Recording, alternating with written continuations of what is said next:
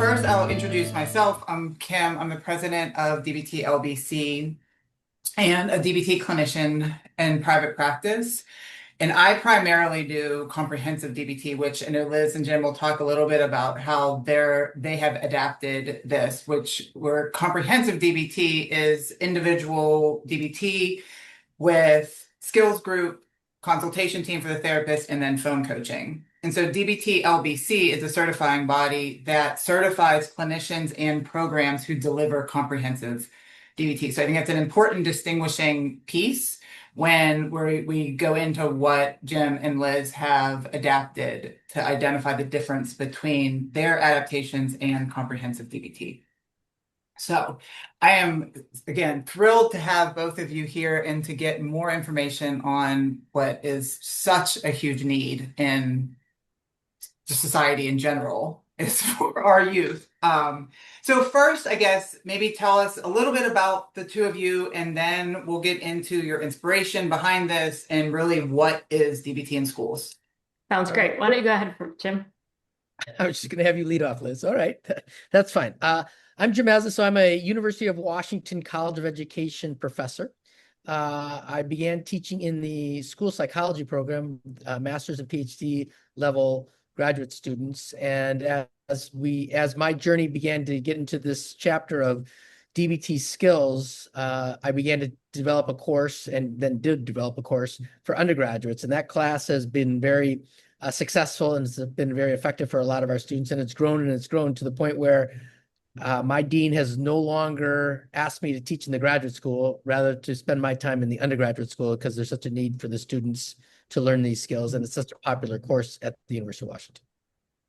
And it's really exciting because that course that Jim teaches called Wellness and Resilience is an extension of our DBT Steps A curriculum, which is our middle and high school curriculum. So I always get very excited about our mission is to teach skills across the lifespan. So from kindergarten through college, we're able to teach the DBT life skills. And I know I'm getting ahead of myself. So I'm talking about all of this. I just get very excited when Jim talks about what he and his colleagues have developed at the University of Washington. Now, I'm Liz Dexter-Mazza. I'm a clinical psychologist by training.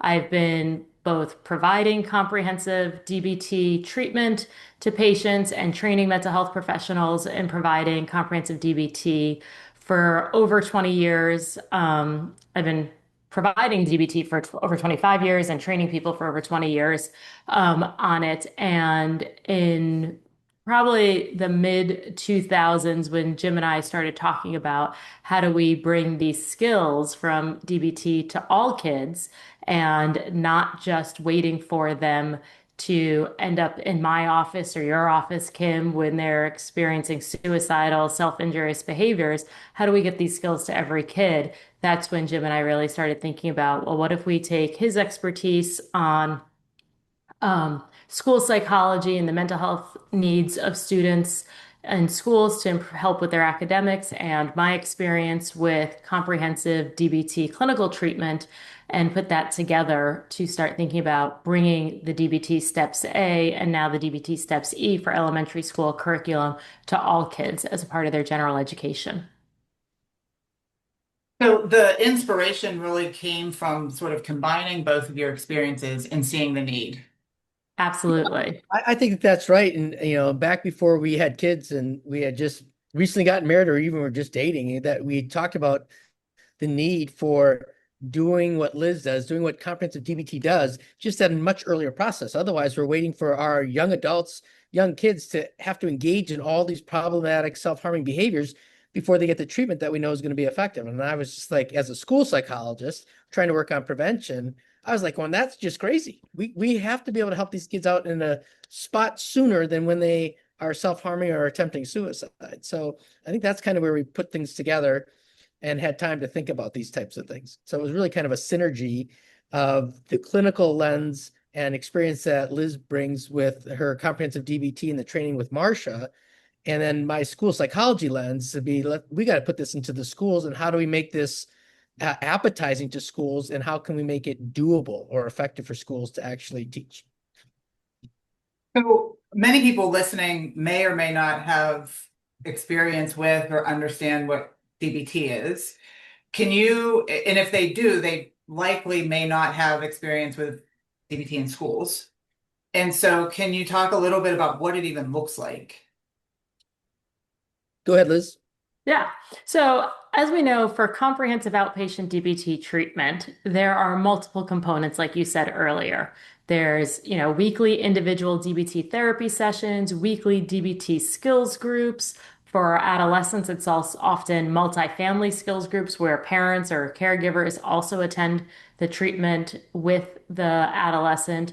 There's DBT therapist consultation team, and there's 24/7 between session telephone coaching. So outpatient DBT is a comprehensive treatment model. What we looked at were the skills component based on the research that we did at the University of Washington when I was working with Marsha Linehan in her lab. We know that the skills are a critical component of why DBT is effective as a treatment. And we also know that as clinicians doing DBT, that we all use these skills in our own lives every day because they are standard, much needed emotion regulation, interpersonal relationship life skills. And so Jim and I really started working on, well, how do we get these skills into kids sooner? How do we start helping them before they show up in the office, when they're doing their universal screeners at a school and kids are getting highlighted that they may be in needs of extra assessment, extra resources? What if we brought them the skills that could help them? And a big part of that came through, Kim, you probably do this when you're finishing with clients as well in your treatment. How many times have you heard them say at the end of treatment, how come nobody taught me these skills in school? If I had just learned these skills earlier, things probably wouldn't have gotten so bad. How come my kids didn't learn these skills? How come nobody's teaching them in school? And that's what really pushed us towards this. The amount of times I heard that from teenagers, adults, parents about the need to get them there sooner, and the many dinner conversations that Jim and I would have about this. Well, we just said, well, why not us? Why don't we do this? We have the expertise. At that time, when we were starting to talk about it and develop it, I was working on my pre-doctoral internship in New York with Alec Miller, who had adapted DBT for adolescents, and was talking to him about it, and he thought it was a great idea. And then I came to do my postdoctoral fellowship with Marsha Linehan at the University of Washington, and she also thought it was a great idea. So kind of between all of those pushes, I feel like the universe was putting us in the direction that we needed to go and really helped us start thinking about how do we move upstream and to the prevention model about bringing these skills to every kid in school. And so then Jim really started thinking with his expertise in curriculum implementation and design, how do we do this? And so he started talking about the implementation side of things. And I think when a lot of people see DBT or hear about DBT or think about DBT, they're thinking that it is exclusively for chronically suicidal or that highly disordered individual, which I think could be misleading when you're trying to sort of implement what you're implementing, right? And so can you talk a little bit about who this is geared for and how that is probably a myth within what you're developing? Yeah, I think that that's probably one of the myths that we'd like to debunk, is that the DBT skills are only for those that are really of high risk for self-harm and suicidal behavior.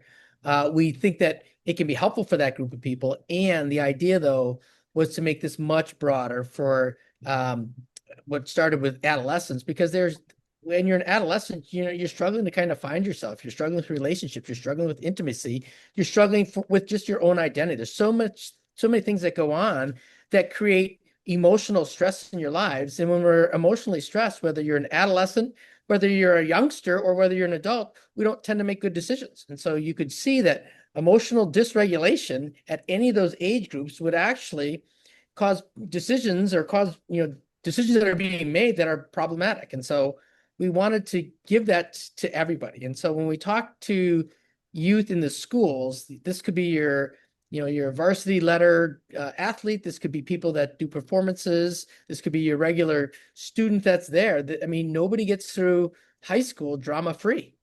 And so how do we work with and help people knowing that drama is going to be in their lives? How do we give them skills to deal with the drama? So the idea was actually to empower students with a toolbox of skills that match and meet their unique sets of lives.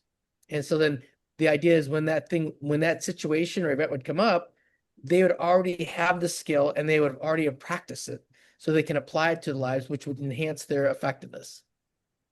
Like we think about like none of our lives are emotion free, right? Emotions show up every day, whether you're anxious about going to take a test or you just got into an argument with your best friend before you're about to take a test. How do you shift your attention and focus on the test and put your argument with your friend aside for a short period of time? Where do they learn the skills to be able to do that? Or if you're an athlete and you're in a high pressure game or you're worried about messing up, how do you stay focused and letting the noise go away so you can be in the moment? These are all skills that we all need. And, I always think about it that I used to tell my clients, like, some of us learned these skills along the way and some of us didn't. And now this is a formal way to learn them. Kids today, I really think are at a big disadvantage to where we are in the essence of time. We had time when we were younger, at least I did, to figure my emotions out, to do things. If I did something that was really embarrassing on like a Friday night or at school with my friends, I had the weekend to Didn't process get and sit posted with that my night. emotions, right? I had time to figure out who knew what. What was I going to say when I showed up at school on Monday? How I was going to manage it. Today, because of technology, social media, everything is shared so fast, so quickly, that we don't have time to sit with and process emotions, that the kids don't have time to learn. And then those emotions can lead to more impulsive, problematic behaviors over time. And so teaching them these skills early as a part of their education is really starting to prepare them for this new age that we live in. So I know people have said before, I've heard, that's not the purpose of school. They're supposed to teach academics, reading, writing, math, history, all of that stuff. They don't need to learn about emotions. I never learned about it, is what I hear. And this generation is different. What they're experiencing is different. And we can't keep educating them and raising them the same way it was in the past because that's not how life is right now. It's not the world Yeah. we live in. Great point, Liz. I think that what's really different now is that we all make decisions that we're not happy about or that we might be embarrassed about. We got time back before the digital social media phase here to think about it, to wrap our heads around it, to just kind of process things and like, okay, I'll figure this out. And then that would slowly fade away when the next person or next peer made something goofy and everybody's attention was on that. That's not the case anymore. Things are posted so quickly. And so as you're trying to recover from, an embarrassing decision, you get all these other people all of a sudden that know everything about it. You're like, I'm not used to that. What's going on? How come everybody knows my business? And so it exacerbates and exacerbates. It's almost like pouring gasoline on this emotional fire, and you were trying to put it out and everybody else is pouring gas on it. And so I think it becomes overwhelming and then out of control at times. And I like, as you're saying that, it's making me think about like we can focus so much on the kid, like the youth in the classrooms. And in your experience, I was a teacher for several years before I went into clinical work. And thinking back to that, if I knew skills, I would have been a probably totally different teacher, right? Like I can't imagine how I would have interacted with the students if I had a toolbox, right? Like to be able, so in your experience, what can you talk a little bit about the impact on teachers and just the classroom environment? Because I think we could spend a lot of time talking about how important it is for the youth, which is unquestioned, it's not questionable. And the teachers are also reaping the benefits of this in their classroom because there is that transactional model. Teachers are just as human as everyone else. Right. All right, go ahead, Liz. You can lead off. Yeah. It's like we're trying to make a culture shift, an environment shift in schools, right? So that over time, schools have more skills based to everybody, right? And so if a teacher is teaching the skills, just like me as a therapist, I'm teaching the skills, that means I'm also learning and practicing the skills. They're teaching the skills. They're going to be able to be more focused, more aware of what's happening in their classroom, being able to put their finger on what's the temperature of the room right now, what's an effective choice I need to make to enhance the learning and of my students and their experience. Teachers are able to notice their own urges maybe to respond based on their emotions and to slow down, to just practice and model the skills in the classroom, especially in high stress schools. When they're own emotionally dysregulated. Like I always think when I talk to my school mental health staff, who are primarily responsible for the mental health of the students and teaching social emotional learning or supporting it within their school, they often feel very pressured because not only are my school mental health staff responsible for the mental health of the students, they're also the go-to person for the mental health of the teachers and the other adults in the building and how are they supporting them. So providing a curriculum that doesn't always feel like one more thing for me to do versus here's something that's going to help me and my students and my classroom provides a much more supportive environment. And when a teacher is also able to provide examples of how they use the skills in their lives, right? That increases buy-in and connection with their students. And so shifts the whole dynamic of what a classroom looks like. It also helps when, teachers get really excited when they see their own students using the skills. So then they can reinforce and support that as well. And it just increases the likelihood that we have a more skillful classroom. And when you have a more skillful classroom, then other teachers want it too. Then you have more skillful buildings, right? And my like long-term vision is if we have more skillful buildings and more skillful students graduating from our schools, they go back and live in our communities. And then we start to see more skillful communities and we're making, this generational impact and difference in the communities that we see as well, with people being less judgmental, more accepting, more skillful, less emotionally dysregulated. So everybody can benefit from these skills. Jim, did you want to add anything to that? I don't know what else to add to that. Other than, I think at the end where students are needing additional services, Liz had talked about the universal screeners a while ago, that they get identified for needing academic or social emotional support from the universal screener. If a teacher has this toolbox and they're less quick to judge and they're more patient with students, a lot less students get kicked out of the classrooms. A lot more students, whether they're good students or are challenged students, can stay in that classroom. And if they stay in the classroom, they're much more likely to obtain and attain the content knowledge that a teacher's teaching. So I see it as a win-win. The teacher's feeling like this is what I'm supposed to be doing, is teaching science. That's my example. And this person that has been known to blow out of the classrooms has stayed in my class because I allow them to do, jumping jacks in the back of the room to settle down, and they stay in my classroom. And so win-win that way. And so to Liz's point, then these individuals go out into the community and we hope it's contagious, that they teach others how to deal with that. And so for me, I see the steps A skills, the DBT step skills being an important part of whole education, where we need to be teaching our students how to interact with the world that's around them, not necessarily learning calculus, science, or writing. Those are all important, don't get me wrong.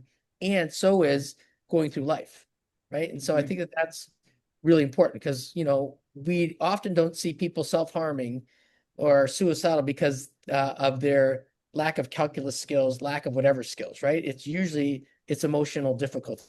Now, science and calculus and those things could add fuel to that, absolutely. And it's decisions that we make under emotional duress that really become important.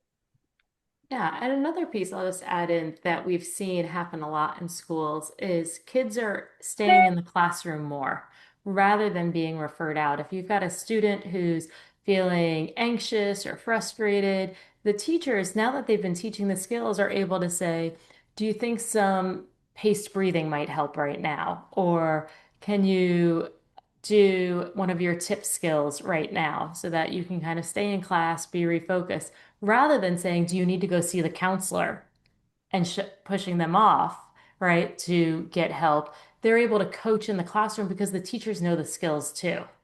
And that makes a big shift in changing the dynamic of how we support students in their learning and modeling, coaching, and teaching them the skills that they need to be effective out in their lives. If I'm in my office and I'm working and I'm getting distracted or I'm getting frustrated about something that's happening, I know I turn to my skills and this is what I need to do right now to use some paced breathing, to maybe take a break, shift my attention so that I can then come back and be focused again, right? So how do we coach kids to do that in the classroom in the moment rather than sending them out and then having them come back? That's a huge piece that we're seeing as a shift for classrooms that are teaching the Steps A and Step C skills. I think it's really a challenge to be a teacher these days. And if you ask me, is it harder to be a teacher today than it was 20 years ago? Absolutely, yes. And so what are we doing differently in our graduate programs to help prepare our teachers for today's students versus 20 years ago? I don't know. I'm not sure it's enough because the kids are coming and presenting with very different issues. And so, there's a large push and pressure for students to learn more and more academically. And the class sizes have gotten bigger. So we're asking teachers to do more with less resources. And I'm thinking that's a setup. That is a complete setup. So not giving teachers a toolbox for themselves to help with their students, who then are also teaching the skills to give the students toolboxes, I think is the win-win. I think that's what Liz is kind of alluding to, that the teachers need these resources. And we find from just anecdotal talking to them, anecdotal reports and things, that when the teachers start using the skills in their own personal lives, they're able to engage the students a lot more in teaching the skills as well. It becomes more meaningful to the teacher, and that's able to be communicated down to the students. Yeah, that whole transactional of Right. everyone in that classroom is affecting each other. That's right. So what were there challenges, or what were some of the things that prompted you to go down into DBT Steps E from Steps A? And I can imagine it was fun and challenging at the same time trying to implement this in an elementary school. I will let Liz take that for right now. I was going to hand it off to you. The biggest thing I will say was demand for us as to why we needed to go to Steps E. We had developed Steps A because DBT Skills had already been adapted by Jill Rathis and Alec Miller for the clinical adolescent population. And so we, in collaboration with Jill and Alec and Marcia, took the skills that they had adapted and turned that into the school lesson plans for teachers for Steps A.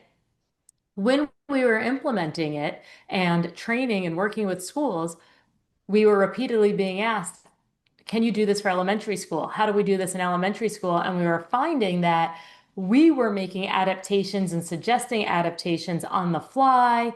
Many of our schools were making the adaptations themselves. And so it really came from, how do we do this? We knew, Jim and I, just from our experiences with our own kids, that they could be taught to the younger students, because we were doing that with our younger kids. Our kids are now in high school and college, and we've been teaching them these skills since they were little. And so we knew it was possible, and that with Jim's expertise in child development, that we could do this downward extension and teach the skills to elementary students as early as kindergarten in a cognitively, developmentally appropriate way. And that's where we just were repeatedly asked for it. It took us a long time to get there and do it, because it was a labor of love and an intensive curriculum to develop. But that's where the request came from, was demand. Every training, every teacher, every school asking for it for elementary students. Yeah. I'm glad Liz had a lot more confidence in my abilities than I did at the time, right? And so I think we went to steps A because we had a framework that Jill Rathis and Alec Miller had provided that we knew those skills could be taught. And so then we started hearing when we were training educational institutions and schools, well, why aren't we starting at the beginning here? Why aren't we starting when kids learn how to read? And as a school psychologist, I'm going like, hello, that makes a lot of sense. Why aren't we doing that, right? Because Liz and I both had expertise in young adults, the Steps A curriculum was an easier one for us to start with because it was kind of our, central bullseye of being able to work with that group and then the experience. And so at that age, 12, 13 years old, kids start developing what we call abstract reasoning. And so they can understand where somebody else's perspective is. Well, when we decided to take the endeavor down to elementary schools, completely different cognitive level. And so that became a challenge. And we didn't get it right. Not the first time and not even the second time. And so it was quite a challenge. And so, I needed to work with teachers who had kindergarten students and second graders and fifth graders and to start just writing some things, and they would say, nope, that's not going to work. Right. And so we began this iterative process. And then we needed to make sure that they were aligned with the steps A skills that were aligned with the comprehensive DBT skills. And so it was kind of this, we knew what we wanted at the outcome. So we knew we wanted that longitudinal continuity from kindergarten all the way through young adulthood. Getting there on the cognitive developmental side for the 5-year-olds, the 6-year-olds was, it was a heavy lift. Yeah. Yeah. And we'll start with DBT Steps A, I get. What challenges have you found with schools implementing it in their classrooms, maybe in their classrooms and then implementing school-wide? That maybe schools that are listening to this could maybe start to think about and recognize. You want me to take that one, Liz? Yeah, go ahead. Okay. So I think that we, initially we're hearing from schools and teachers that they needed to have administrative support. And I think that's for any new curriculum, whether it's science, math, reading, whatever else it is. Your administrator needs to be on board with supporting the teachers who are going to be teaching that content. This was seen as something that was kind of, additional to, right? It was kind of extracurricular. It's social emotional learning. It really doesn't count for the core education. And it's above and beyond. Maybe we'll do that just for our high needs kids. And we were coming at the angle like everybody needs this. And so I think getting administrative support would be important. Our social workers and school psychologists knew how valuable this was, yet their responsibilities are quite diverse and very time consuming in doing assessments and crisis management and talking to kids. And so teaching a class was something that they would love to do, and it's just not within their time allotment that they could have. And so then the teachers saw this as, I'm way outside my comfort zone because this is mental health issues, and I'm a reading specialist or a science teacher, so I can't do that. And so we wanted to bring all those people together, and I think that was probably the strongest information that we got. The administrative support to say, let's get this team of administrators, school-based mental health professionals, and teachers together to form this group that will help oversee the implementation of this social emotional learning curriculum was probably a big. Jim, you just froze. Yeah. Oh. So you said something I want you to maybe build off of a little bit there is the comment that I'm a science teacher.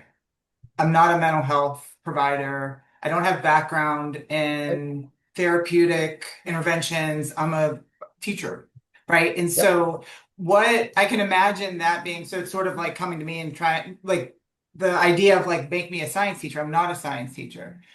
And so if they hold on to that thought, they're going to get really stuck, right? Like that's not. And so can you talk a little bit about that comment of, I'm not a mental health provider? Yeah. So this was one of the biggest motivators and thing that we thought about when we were developing the curriculum. Because originally when we were developing the curriculum, we were thinking, is this going to be a universal curriculum for all students at tier one, if we're thinking about a multi-tier system of support of tier one, tier two, and tier three for schools. And at tier two and tier three for our higher need students, it made a lot of sense going from a clinical curriculum to students with more needs, and then deciding that no, this actually has to be a tier one universal curriculum as well. So we designed it in a way that it can be implemented at any of the tiers with the idea that, I work with a lot of schools that when they're teaching social emotional learning, that many schools are teaching a social emotional learning curriculum at the tier one universal level over here. And then students go and meet with their school counselor or school mental health person and talk about what they need and help over here, and there's zero overlap. One of our goals was to build a bridge that the skills that you're learning in your SEL class at tier one are the same skills our school mental health staff are going to coach you and support you in your one-on-one counseling moments if you need that as well. So there's a lot of overlap. So that's a big part of what we're looking for there. And we really wanted the kids to be able to learn the skills everywhere. And so we designed the curriculum and the lesson plans in a way that they map on to like a math curriculum or a science curriculum, that they're filled with scripts. Here's what you could say to explain this concept. Here are examples you can use and exercises you can do. It is very much a pick up and go curriculum for that. So you didn't need training and background in mental health to teach about the DBT Steps A or Steps E mindfulness skills or lesson plans, which is very different from how people often think about DBT. They think, oh, that's a clinical treatment. I'm not a clinician. I can't teach it.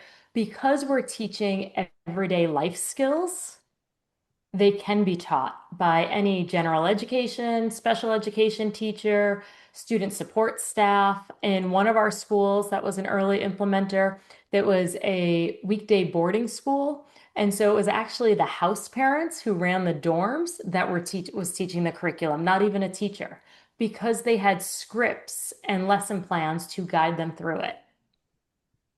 So we're not making the teachers mental health providers. Not at all. No, and I think that that's one of the things that we like to clarify really quickly in our training is that you don't have to have formal mental health education. You don't have to have an advanced degree in social work, counseling, school psychology to be able to do this work. And so once they start to see what the lessons actually look like and the information that we're asking the students to bring to the teacher or to talk about, they begin to see that it's not clinical mental health training at all. It's actually just life skills. And so I think our teachers, even our school-based mental health professionals, once they see it and practice a couple of the skills, like, I get it. This is not as formal as I thought I needed to be trained. It's not the high level, like everybody's going to be suicidal or self-harming either, right? And so I think that's one of the other fears that they have is like, I don't know how to deal with these kids. Well, the majority of those kids are going to have just regular life problems. Yeah. Not And I'll say, from being a former teacher and having a lot of thoughts on creating lesson plans, the manual is like, it is a pick up and go. Like literally it's laid out like a lesson plan. So I think also for teachers, it's a very familiar format, right? And it is like all the legwork has been done, essentially. That's our hope. Yeah, I will, you just brought that up. So I'll speak to one piece of feedback that we do get is for many, we started developing this curriculum in the mid 2000s, right? And published it in the mid 2010s.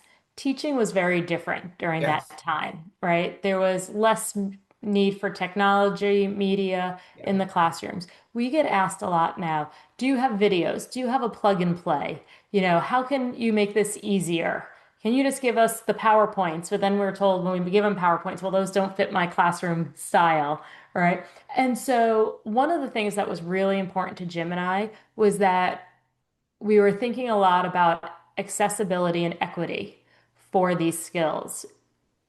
Kim, you and I both know, and Jim, you know this too, that comprehensive outpatient DBT treatment is very expensive and difficult to access. And we wanted to make sure that all kids had access to these critical life skills that they will need no matter what. And so that leads to a barrier in that this curriculum that you just held up, right? It is a paper book curriculum with worksheets and handouts.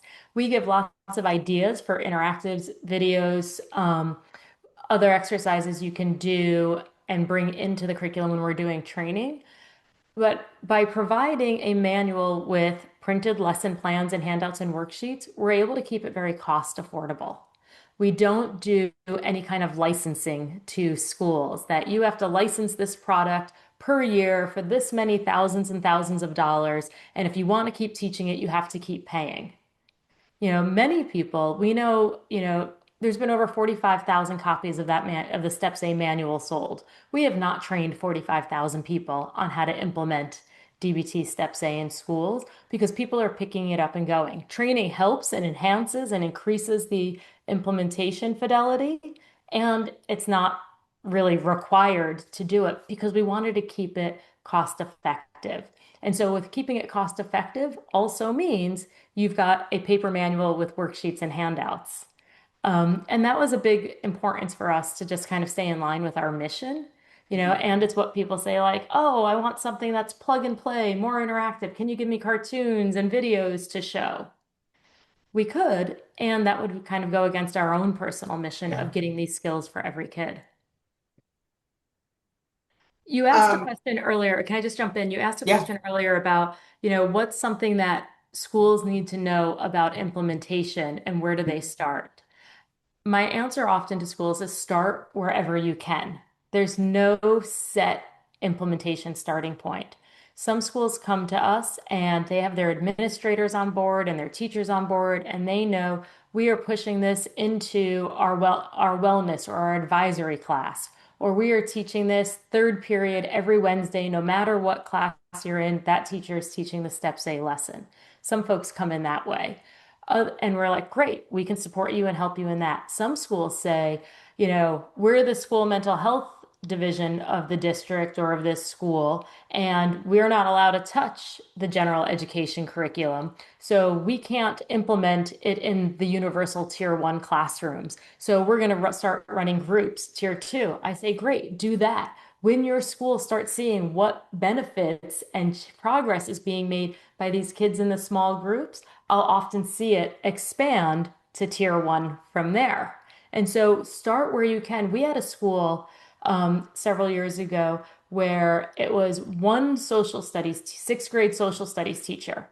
And she was having trouble keeping her kids focused, keeping them in the classroom. And so she knew she had to do something different. So she paired up with the school psychologist and said, what can I do? And she said, here's a curriculum. Why don't you try teaching these skills to your students? So this one teacher alone started teaching the Steps A curriculum to her sixth grade social studies students. And then everybody started seeing like, wow, like, why are your kids acting so differently? Why are you getting so much more engaged? How are you able to get through this content so much more effectively and teach that? She's like, well, now they're paying attention. Now they're focused. And within a year, all the sixth grade social studies teachers were teaching it. And within 2 years, it was a district-wide requirement for middle school at that school and then eventually moved to the high schools as well. So I say start where you can with the support that you have. The number one requirement to teach this curriculum is not your education and background, it's your motivation and willingness and your belief in the need for life skills for students. I don't want a teacher who is mandated to teach it and sees no benefit in it and no purpose because they're not going to bring it to the kids in a way that the kids are going to see the benefit. So the number one requirement is motivation and buy-in into the needs of this curriculum for students. And being willing to use it yourself, right? Yeah, Like recognizing your own vulnerabilities. exactly. So if you could give like educators and parents in your experience in implementing this, like a high level tip on what would be the skill or what would be the the starting point for teaching them skills? Where would you start? Liz, I'll let you take that first. Oh, I was going to say the same to you. Actually, so is the question you're asking what skills would we teach first? Or what would you recommend for like that biggest bang for your buck? Like if I was going to teach my kid a skill, what would I teach them? The first skill we teach in all of the curricula is dialectical thinking, both and thinking. That is the number one skill, I think. If we're going to teach our kids anything, our adults anything, our parents, teachers anything, it is the power of and how to replace the word but with and to be able to get unstuck from those all or nothing moments.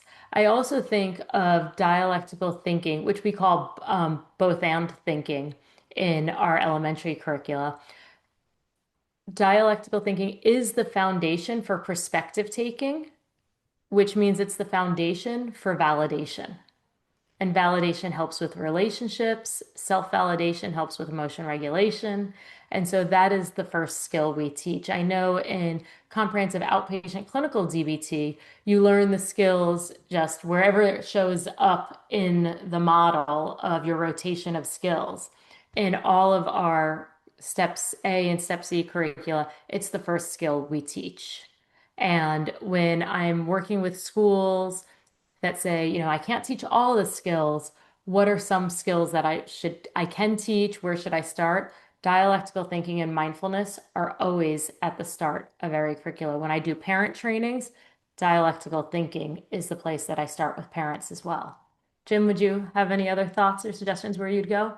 I'm thinking right there that, and maybe this is just before we talk about dialectical thinking. For me as a parent, for me as a student, I think learning about non-judgmental stance. I can think of so many times I judge people and judge things immediately without giving it like there could be an alternative, right? So it would get you to the both sides thinking, right? It would get you to the and. I just never got that because I'm like, oh, that person did it on purpose, and there goes my emotions, and there goes my temper, and there goes my patience with my kids, with my wife, with everything, right? And I could see that with our teachers, especially come the months of April and May when you're exhausted from teaching, right?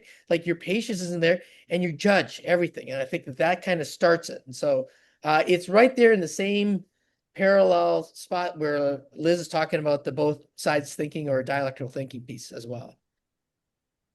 Yeah, I said both and thinking, didn't I, Jim? Yeah, both sides thinking is what it was. I knew that when I said it, I was like, that's not the right thing.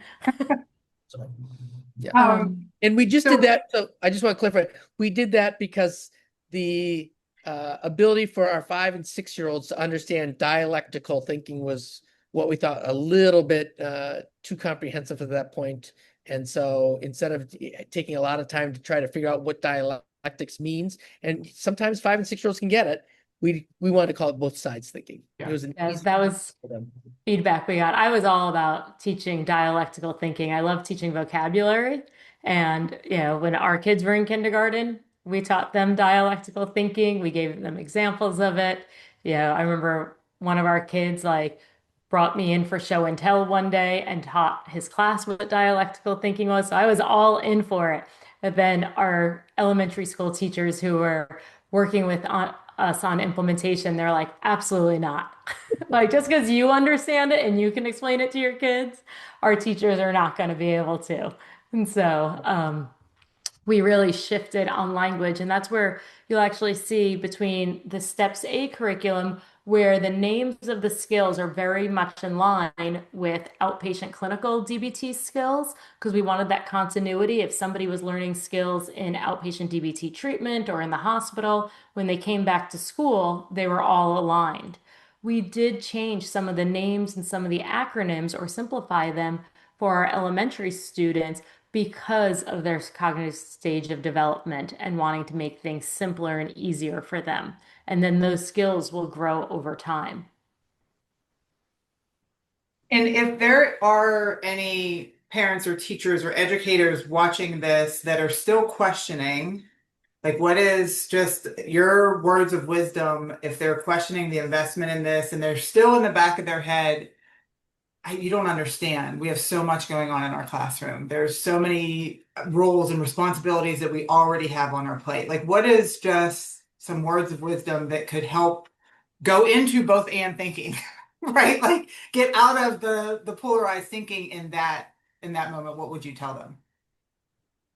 Go All ahead, right, Jim. I'll take that. So I think I would say that you are likely to be a more effective teacher by having these skills, especially at the elementary level where kids don't travel to different classes. They stay with that one teacher. If you can work in the skills and the students can start to put these skills in their own toolbox, you're going to be more effective in every content class that you're going to teach. The kids are going to be more in line with the leadership, with the values of the school, with whatever's being told, because they're able to pay attention more. They're able to understand that somebody else may have a different perspective of things. And so you're doing a lot less behavioral management as an elementary teacher, which means then you can spend more time working on teaching the science or writing, spelling, the content pieces that we know schools are, usually stereotypically associated with.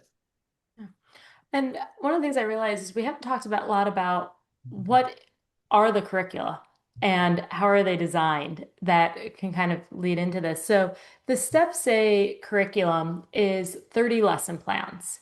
And embedded within those 30 lesson plans, 3 of them are knowledge exam lessons because many of our schools are using this as a graded course.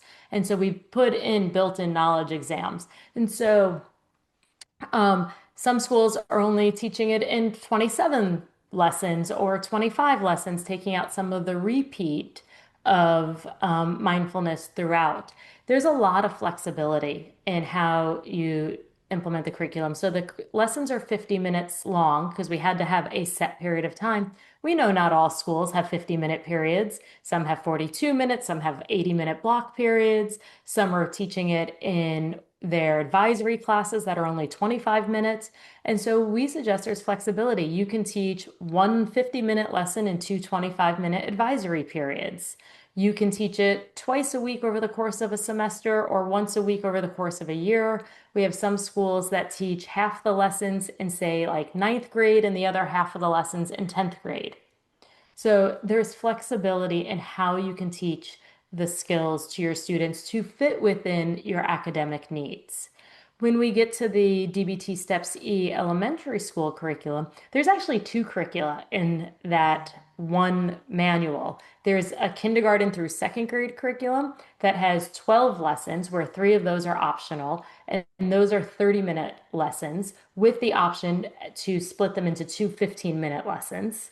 And then there's the 3rd grade through 5th grade curriculum, which are 16 lessons that are 40 minutes each and also can be broken down into 2 segments. So there's a lot of flexibility on how you can get the skills into your students throughout the day, throughout the week.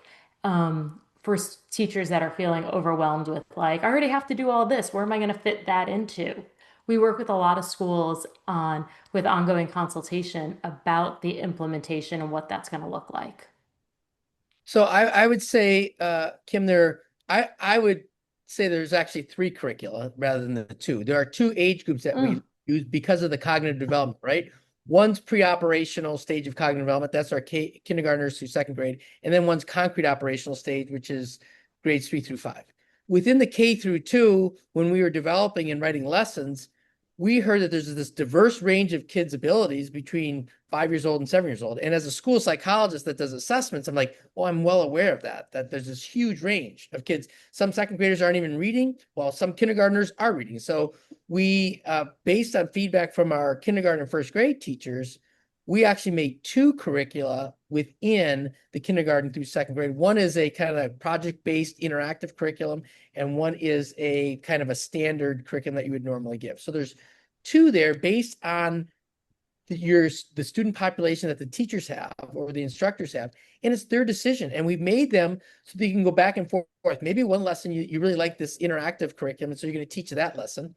And then the next week, you're going to do the standard lesson. And you can do that, and the lessons cover the same topics and same skills, just in different formats for kids to learn. And then there's only one curriculum for the grades 3 through 5.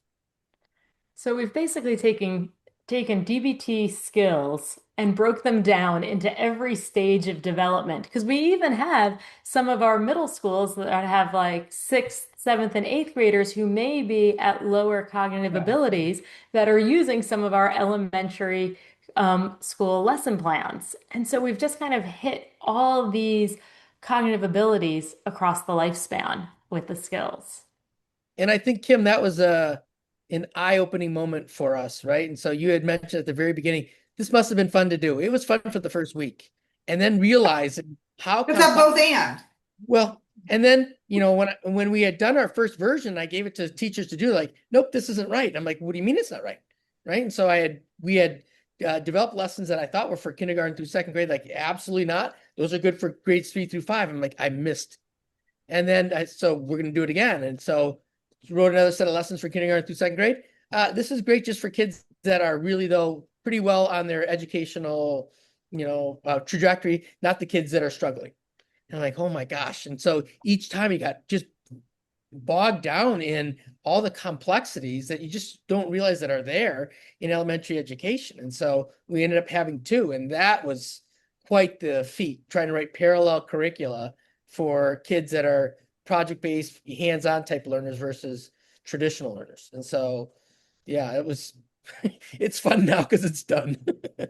Well, and I mean, you just make I really want to highlight that point that you're both psychologists, you're both clinical school psychology and clinical by trade, right? And you didn't just put this together based off your own knowledge as in your profession and as parents, right? Like, you actually pulled in and took the feedback from those that are delivering it and those that are actually going to have to show up and do this, right? I think, which is a really important piece that makes it more applicable, because it has been sort of beta tested through teachers that are actually delivering it. Right. And we included then the quotes and descriptions of not only the teachers that were beta testing or pilot testing, also some of the students. And so what is their reaction to this? So we were looking at some of that acceptability.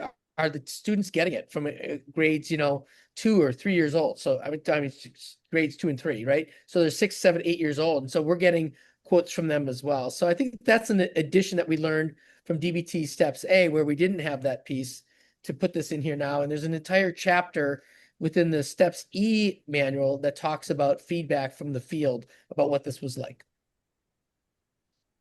Is there anything that we missed that I want to end with giving those interested in information on where to go from here, right? Like, if they aren't going to just pick it up and do something with it, like, and they do want more guidance and more structure along the way. But is there anything else that you wanted to highlight or that we missed that is something that you would want teachers or parents or educators to know or hear? One thing that I think about, kind of our vision, our mission with this, that I kind of alluded to a little bit at the beginning, was this idea of teaching DBT skills across the lifespan. So kids are learning these skills in kindergarten all the way through college. And what's really important about that to me is that they're learning the same skills, that they're learning the skills and how do I use these skills, during recess, as I'm learning how to be a student in school, till later elementary, as I'm learning more complicated things in school, all the way up to the transitions of middle school, which we know is the hardest developmental period for most people, into high school, college life transitions. They're not having to learn, oh, this is the curriculum I learned when I was in elementary school. However, now that's too babyish, and now they're trying to teach me something else. And I got to learn all these new concepts over here, and then these new concepts at the next level, if they teach anything at all. But if we teach the same skills the whole way, we're strengthening through repeated practice. And what the students are then learning is, oh, I know that skill. How do I actually apply that skill at this developmental stage to this issue that I'm having? they already have the foundation. And if they're learning it starting early in elementary school, like we see in a lot of schools across the country and in the world, then they start learning this is a part of my education. Talking about my emotions, regulating my behaviors, how it all relates. These skills are a part of my education. So then they're not surprised when they're getting it in middle school, not surprised when they're getting it in high school, because it's a part of what we do. And now they've got skills that are going to take them through, post college into their careers, into their lives, just like we all, as psychologists who work with these skills, get the benefit of using these skills in our everyday lives. We're providing that to others across the lifespan. So what would be the next steps? If someone wanted implementation, I know there are multiple routes, but if they wanted guidance on implementation. Yeah, so we have lots of resources. Our website is probably the most significant resource, which is dbtinschools.com. And from there, we offer training for implementation of the curricula for DBT Steps A trainings, DBT Steps E trainings. We also offer trainings for our school mental health staff called DBT Informed School Counseling Strategies, where we help mental health staff that are doing one-on-one work. How do they bring the DBT strategies and DBT skills and add those to their clinical toolbox? We're not teaching them how to do comprehensive DBT, school-based DBT in the schools. What we're teaching them is how to use some of the strategies from DBT and how to incorporate the skills into their one-on-one work. So people can go to our website and find information there. There is an inquiry button where people can set up appointments to ask questions, meet with us. For that, they can sign up for trainings. We have open enrollment trainings that happen ongoing throughout the year that people can attend, or we provide private trainings to schools and districts and agencies as well that work with schools. There's our There's social. a teacher that wanted a training, but maybe the school isn't quite on board. Can a solo teacher attend a training? Absolutely. Their best route would be to sign up for one of our open enrollment trainings where they can sign up as a single person for that. Other resources we have are on Facebook and Instagram. We try to post daily on social media information about skills and strategies that can be used in the schools. I kind of think of we use our social media like we do posters in a school. You put posters up in the school building that for information and quotes and things you want the kids to see regularly that will sink in over time, that'll be in the back of their minds. That's how we use our social media. Let me keep posting about skills and strategy. So if that's where you hang out, right? Virtually hang out is on social media, and you want to have reminders of skills you can use, strategies you can use, student mental health, you can go there as well. We have lots of videos on our YouTube channel, which is DBT in Schools also, of Jim and I actually teaching the skills and lesson plans to our own kids during the pandemic.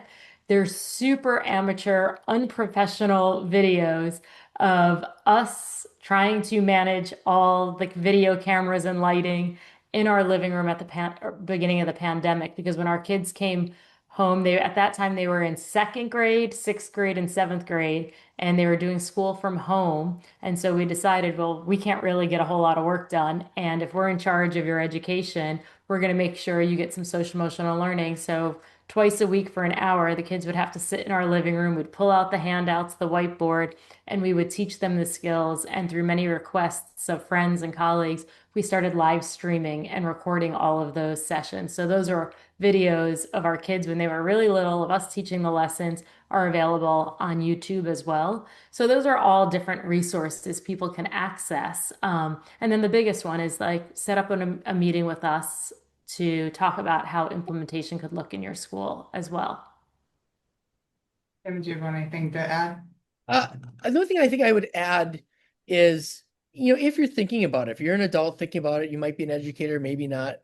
If there are places in your own personal life where you find that you get emotional, or you're feeling anxious about things, see if there's one or two of the DBT skills, and you can just look them up online. That might help there, right? And if that kind of resonates with you, if that kind of seems like that might work, start to think a little bit like, what would that be like if I had learned that 20 years ago, right? To your point, Kim, about, wow, I would have been such a different teacher had I had this toolbox, right? And if that's kind of says, that sinks in like, that'd be really cool, I wish I would have had that, then maybe find a way that we can start to change and help that next generation. Because I think that's where we're trying to go, is to have them be more social, emotionally healthy in the next generation. Because right now it's harder to be a kid than it was 20 years ago. I think it's a lot harder. And I think social media becomes a double-edged sword that way. So it can be great for connection, and it can be really hurtful and hard because it takes you away from some of your interpersonal, relationships that you have. And so I think that, having that kind of that mindset about how it can help, maybe the attitude or thought about maybe we should take a look at this. And as a clinician in the community, I would encourage parents to also advocate at their schools. Yeah. Right? Like, and recognize that they have a voice also to be able to advocate to the schools on what would be, just like you would advocate if you wanted, your child in a different math level, right? Like, or if if you wanted them in AP versus honors courses, advocate, thinking in that same line of thinking of advocating for this also. Yeah. I think, the thing that I hear still is that I don't want therapy for my kids. That's not needed. So the T seems to get people really, it bothers people that it's dog behavior therapy. It's the big T. And like, that's not what we're doing. These are actually skills that were developed by Marshall Linhan, who developed and the founder of dog behavior therapy. So it's the correct title for them. They are DBT skills. We are teaching skills, not therapy, to the students. I think that's a huge differentiator for us. And so I think that's important. And I always say, like, does your child or student need help with focus, with putting their attention where they need it to be, with being more aware of what's happening inside of them and around them, right? Then if so, that's where mindfulness is coming in. We don't teach meditation and breathing and yoga. We teach in our DBT mindfulness skills, how do you put your attention where you need it to be? How do you increase your focus and awareness, right? When it comes to emotion regulation, is your child or student able to identify and label their emotions and manage and regulate them effectively? All right. If not, we're going to teach them that. We're going to teach them how do they manage their behavior so that they don't let their emotions drive the bus and get themselves in more trouble. Right? Would that be helpful to them? Is it helpful for them to improve their relationships and their self-respect in those relationships? We're going to teach skills on that. They're very essential life skills that we teach. Sometimes people get caught up in the phrase SEL, or social emotional learning, and I don't care if we call them social emotional learning skills, student success skills, life skills. The way I think about it is that a person has four parts. Our students have four parts. There's the academic student, and there's the physical student. And most schools really focus on that. We teach them academics, we make sure they get physical education, they move their bodies. But then there's also the social component of the student. How are they interacting with their peers and in the world? And then there's the emotional side. How are they managing their emotions so that they can stay regulated, interact with those peers, and engage in their learning and their physical needs? Those are the four components that we are adding to we're meeting with the academic structure of the academic child, the physical child, the social child, and the emotional child. So we call it SEL. And when you break it down, this is what we're talking about, the different needs of every student to be effective, content, happy, productive citizens. Well said. Might be a long conclusion to your last question. No, that was well said. But it is, right? Like it's the academic and physical part that gets focused on. But without the other two parts, those two parts are not going to function the same. Exactly. Yeah. Awesome. Well, thank you. Do you have anything else to add? No? Thank you both for taking time to talk about this. I really, again, as a former educator and as a clinician now, this is like a dream of, I think if we could, it would be the trickle down, right? Like it would be the trajectory of the society that we all are hoping that we could move forward. Right. And I'd hope that because, as Liz said earlier, there's such high demand for people like yourselves, the clinicians, we don't have enough clinicians that can do this. And so the only way to help remedy that is to stop kids from getting into those at-risk self-harming behaviors to begin with. So to us, that's upstream. And so that's why we think doing this at a universal level in the school classrooms for all students, we hope there's less kids that are self-harming, less kids that need clinical therapy at that point. And so that's kind of our goal. And how amazing would it be if clients came into outpatient treatment, if they needed it, more skilled up already? How much faster, less expensive treatment would be, more happening if they learned the skills earlier, right? For me, so much what drives this is increasing the accessibility and equity of these life-saving skills and critical life skills that Marshall and Ahan put together for DBT so that everybody could have access to them, not just people with resources or severe acute mental health needs. Yeah. Well, thank you both, and all of we'll make sure all of the resources are shared so everybody knows how to get in contact with you both. That'd be great. Awesome. Thank you so much, Kim. And thank you to LBC for hosting this as Yes, well. absolutely.